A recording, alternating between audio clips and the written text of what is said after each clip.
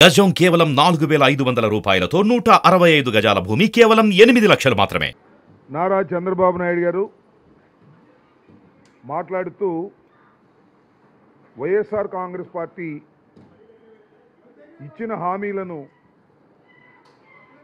నిలబెట్టుకోలేకపోయింది అనేటువంటి ఒక అసత్యమైన మాట పదే పదే చెప్పేటటువంటి ప్రయత్నం చేస్తున్నారు. ఒక విషయాన్ని చాలా స్పష్టంగా రాష్ట్ర ప్రజానీకానికి ప్రధాన ప్రతిపక్షంగా ఉన్నటువంటి చంద్రబాబు నాయుడు గారికి చాలా స్పష్టంగా ఒక మాట చెప్పదలుచుకున్నాను.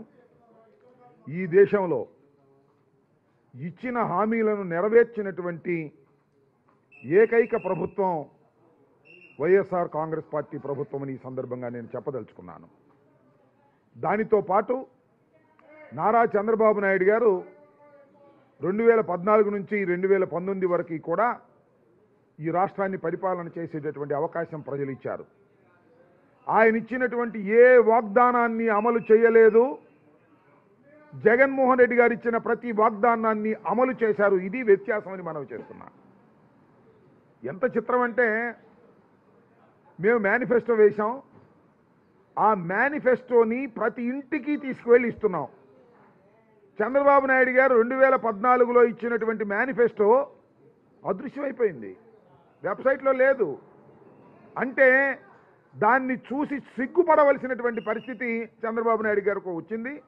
అందువల్ల దాన్ని మాయం చేశారు. మేనిఫెస్టోలను మాయం చేసేటటువంటి తత్వం కలిగినటువంటి వ్యక్తి నారా చంద్రబాబు నాయుడు గారు. ఇచ్చినటువంటి మేనిఫెస్టోను అమలు చేసి ఇంటికి తీసుకువెళ్ళి ఇచ్చేటటువంటి తత్వం కలిగినటువంటి వ్యక్తి జగన్మోహన్ రెడ్డి గారు. ఈ రాష్ట్ర ప్రభుత్వాన్ని మనవి చేస్తున్నా. ఇచ్చిన ప్రతి హామీని నెరవేర్చినటువంటి వ్యక్తిగా మళ్ళా తిరిగి మేము ఓటు అడగడానికి వెళుతున్నాం, సిద్ధమయ్యాం. మళ్ళా ఈ రాష్ట్రంలో 175 మా టార్గెట్. అధికారంలోకి రావడం కాదు, ఏ 150తోనో 130తోనో 120తోనో అధికారంలోకి రావడం కాదు. 175 సీట్లకి 175 సీట్లు గెలిచి చరిత్ర సృష్టించి అధికారంలోకి రావాలనే ఉద్దేశంతో మేము టార్గెట్ పెట్టుకొని ముందుకు వెళుతున్నాం. దానికి సంబంధించి అనేకమైన మార్పులు చేర్పులు చేసేటటువంటి కార్యక్రమం కూడా చేస్తున్నామని మనవి చేస్తూ, ఇచ్చిన ప్రతి మాటను నిలబెట్టుకున్నటువంటి వ్యక్తి జగన్మోహన్ రెడ్డి గారు. ఇచ్చిన ప్రతి మాటను చెత్తబుట్టలో వేసినటువంటి చంద్రబాబు నాయుడు గారు. ఇది వారి వ్యత్యాసం అని ఈ సందర్భంగా నేను చెప్పదలుచుకున్నాను. ఏ ఒక్కటి చెప్పమనండి, ఏం అబద్ధం చెప్పాం మేము, ఏమి చేయలేదు. సిపిఎస్ దానికి ఆల్టర్నేటివ్ తీసుకొచ్చాం. దాని విషయాలు వివరంగా చెప్పి ఆ ఆల్టర్నేటివ్ తీసుకొచ్చినటువంటి సందర్భం తప్ప మోసం చేసిన సందర్భం లేదే. అసలు మేనిఫెస్టోని తీసుకురామండి. మేము మేనిఫెస్టో అమలు చేయలేదని చెప్పేటటువంటి తెలుగుదేశం పార్టీ ఒక వాళ్ళ మేనిఫెస్టోని తీసుకొచ్చి చెప్పమనండి. గత 2014లో ఇచ్చినటువంటి మేనిఫెస్టోని పట్టుకొని మాట్లాడమనండి. దమ్ముంటే మేము ఆ పట్టుకుని మాట్లాడేటటువంటి ధైర్యం దమ్ము మాకుంది. అలాంటి విశ్వాసాన్ని ప్రజల నుంచి మేము పొందామని మనవి చేస్తున్నా. రెండో అంశానికి వస్తే, పొద్దున ఒకసారి సాయంత్రం ఒకసారి వెళ్ళి వచ్చాయంట పవన్ కళ్యాణ్ గారు చంద్రబాబు నాయుడు గారి ఇంటికి. దేనికి వెళ్ళాడో నాకు అర్థం కాల. ముష్టి కోసం వెళ్ళాడా? సీట్లు ముష్టి కోసం. అయ్యా నేను చెప్తానయ్యా, ఆ జనసేన కార్యకర్తలకి జనసేన నాయకులకి మాకు టికెట్ వస్తుంది, మేము గెలుస్తాము ఓడతాము అని కంగారు పడుతున్నటువంటి జనసేన నాయకులందరికీ చెబుతున్నా, కుక్క తోక పట్టుకొని గోదావరి ఈదకండి. చంద్రబాబు నాయుడు గారి మాట విని పవన్ కళ్యాణ్ ముంచే పరిస్థితిలో ఉన్నాడు.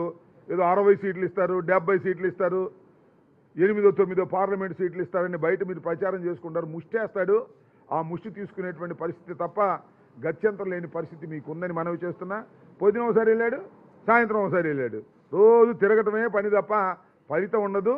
ఏ 20, 25, 22, 23 ఇస్తే గగనం. ఇది అందరికీ తెలిసినటువంటి సత్యం. ఇవన్నీ కూడా మీరు ఆలోచించుకోండి. ఎవరైతే జనసేనకు ఉన్నటువంటి కార్యకర్తలు మీరు మోసపోతున్నారనే విషయాన్ని దయచేసి గమనించమని ఈ సందర్భంగా నేను చెప్పదలుచుకున్నాను. సక్సెస్ఫుల్ సీఎంగా ఈ రాష్ట్రంలో చరిత్రలో నిలబడిపోతాడు. మళ్ళా గెలిచిన ముఖ్యమంత్రిగా నిలబడబోతున్నాడు.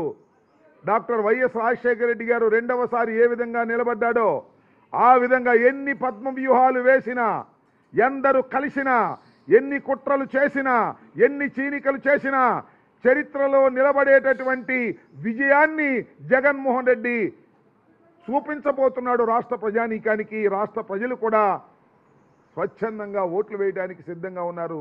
చేసినటువంటి పనులను చూసిన తర్వాత ఏదో మాట్లాడుతూ ఉంటారు. తెలుగుదేశం వాళ్ళు, జనసేన వాళ్ళు ఇంతవరకు వాళ్ళు సిద్ధమే కాల, భేటీల్లోనే ఉన్నారు.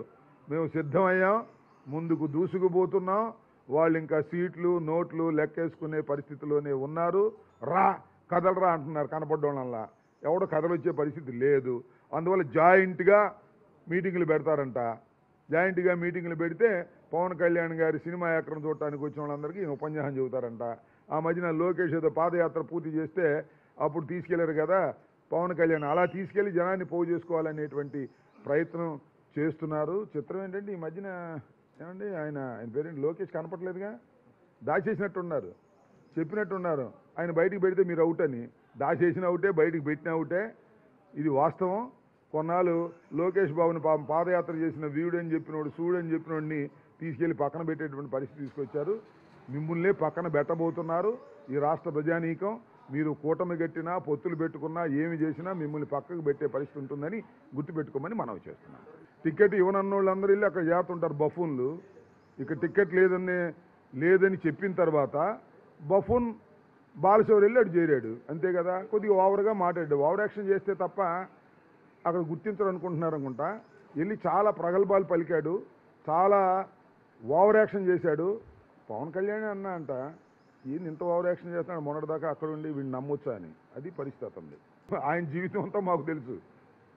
2004 దగ్గర నుంచి డాక్టర్ వైఎస్ రాజశేఖర రెడ్డి గారు ముఖ్యమంత్రి అయిన దగ్గర నుంచి, తెనాలి పార్లమెంట్లో కంటెస్ట్ చేసిన దగ్గర నుంచి, తెనాలి పార్లమెంట్లో కంటెస్ట్ చేసినప్పుడు నేను చీఫ్ ఎలక్షన్ ఏజెంట్ అతనికి.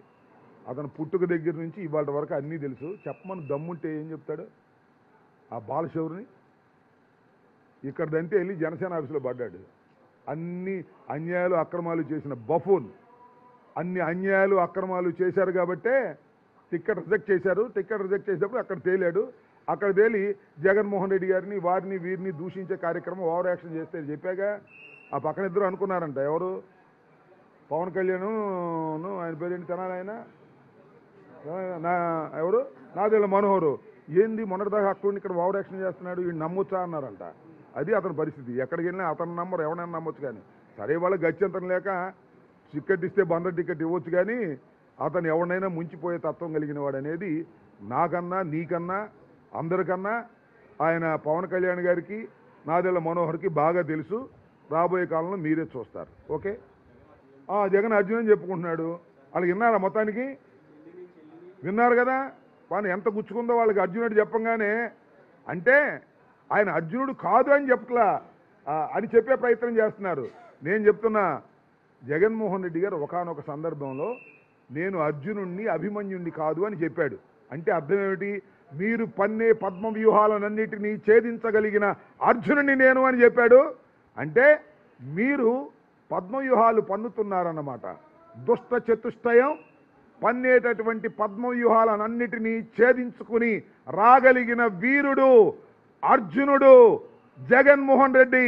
ఇది వాస్తవం, మీరే చూస్తారు. ఎన్ని పన్నాగాలన్నా పన్నండి, ఎన్ని పద్మ వ్యూహాలన్నా పన్నండి, అన్నిటినీ ఛేదించుకుని రాగలిగినటువంటి వ్యక్తి జగన్మోహన్ రెడ్డి. రాసుకోమని మనం చేస్తున్నాం.